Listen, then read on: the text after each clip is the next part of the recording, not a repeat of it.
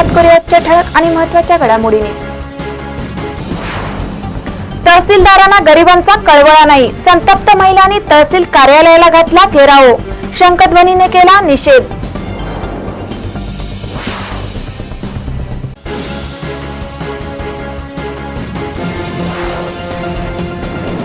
जनवारच्या निधीचे श्रेय खासदार प्रकाश हुक्केरी यांनी घेऊ नये, ग्रामपंचायत सदस्य रमेश चौगले यांचा आरोप।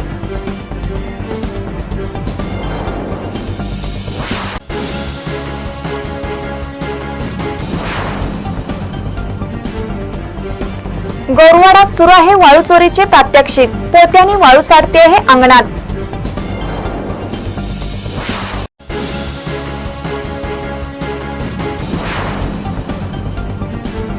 वारणेची पाणी पातळी घटली, दानोळीकरांना करावी लागणार पाण्यासाठी वणवण।